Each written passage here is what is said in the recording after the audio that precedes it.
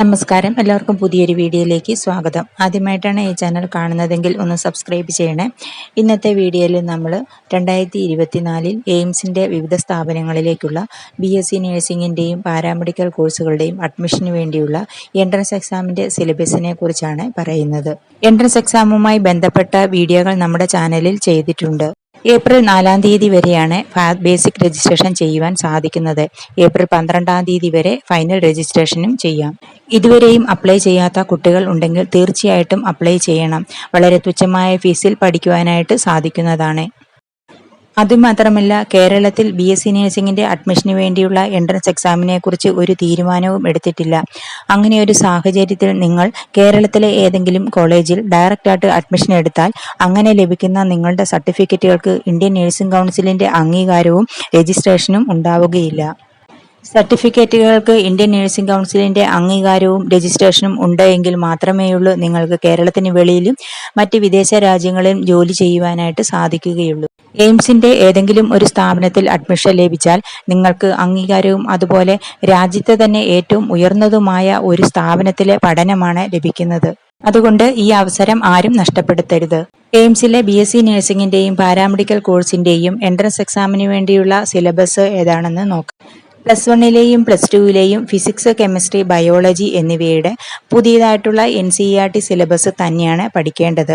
NEET എക്സാമിന് വേണ്ടി കുറച്ച് ടോപ്പിക്സ് ഇതിൽ നിന്നും കട്ട് ചെയ്തിട്ടുണ്ട്.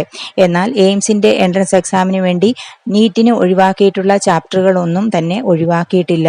നിങ്ങളുടെ +1-ലെയും +2-ലെയും NCERT സിലബസിലെ എല്ലാ ചാപ്റ്ററുകളും എയിംസിൻ്റെ എൻട്രൻസ് എക്സാമിൽ ഉൾപ്പെടുന്നതാണ്. +1-ലെയും +2-ലെയും പുതിയ NCERT ടെക്സ്റ്റിൽ എത്ര ചാപ്റ്റേഴ്സ് ഉണ്ടോ അത്രയും ചാപ്റ്ററുകൾ നിങ്ങൾ എയിംസിൻ്റെ എൻട്രൻസ് എക്സാമിന് വേണ്ടി പ്രിപ്പയർ ചെയ്യണം. നീറ്റ് എക്സാമിന് വേണ്ടി കുറച്ച് ചാപ്റ്ററുകൾ ഒഴിവാക്കിയിട്ടുണ്ട്. എന്നാൽ എയിംസിലെ എൻട്രൻസ് എക്സാമിന് വേണ്ടി NCERT സിലബസിൽ നിന്ന് ഒരു ചാപ്റ്ററുകളും ഒഴിവാക്കിയിട്ടില്ല. അപ്പോൾ ഒരിക്കൽ കൂടി പറയാം, ഫിസിക്സ്, കെമിസ്ട്രി, ബയോളജി എന്നിവയുടെ +1-ലെയും +2-ലെയും പുതിയ NCERT ടെക്സ്റ്റിലെ എല്ലാ ചാപ്റ്റേഴ്സും എക്സാമിന് ഉണ്ടാകും. ഒരു ചാപ്റ്ററും കുറച്ചിട്ടില്ല.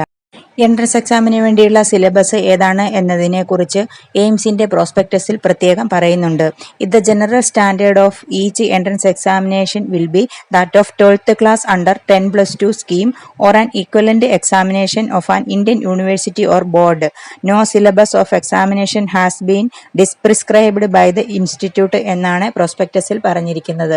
എയിംസിൻ്റെ എൻട്രൻസ് എക്സാമിന് വേണ്ടിയുള്ള സിലബസ് ഇപ്പോൾ പഠിച്ചുകൊണ്ടിരിക്കുന്ന +1-ലെയും +2-ലെയും സിലബസ് തന്നെയാണ്. അതിനുവേണ്ടി പ്രത്യേകം സിലബസുകൾ ഒന്നും തന്നെ പറഞ്ഞിട്ടില്ല എന്നാണ് അതിൻ്റെ പ്രോസ്പെക്ടസിൽ പറഞ്ഞിരിക്കുന്നത്. അപ്പോൾ കുട്ടികൾ എല്ലാവരും നിങ്ങൾ പഠിച്ചുകൊണ്ടിരിക്കുന്ന +1-ലെയും +2-ലെയും പുതിയ NCERT സിലബസിൽ നിന്നുള്ള ഫിസിക്സ്, കെമിസ്ട്രി, ബയോളജി അതുകൂടാതെ GK എന്നിവ പഠിക്കുക. വീഡിയോ എല്ലാവർക്കും ഇഷ്ടപ്പെട്ടു എന്ന് വിചാരിക്കുന്നു. നിങ്ങളുടെ അഭിപ്രായങ്ങളും സംശയങ്ങളും ഒക്കെ കമൻറ്റിൽ പറയണേ. അടുത്ത ഒരു വീഡിയോ ആയിട്ട് വരുന്നത് വരെ ബായ്.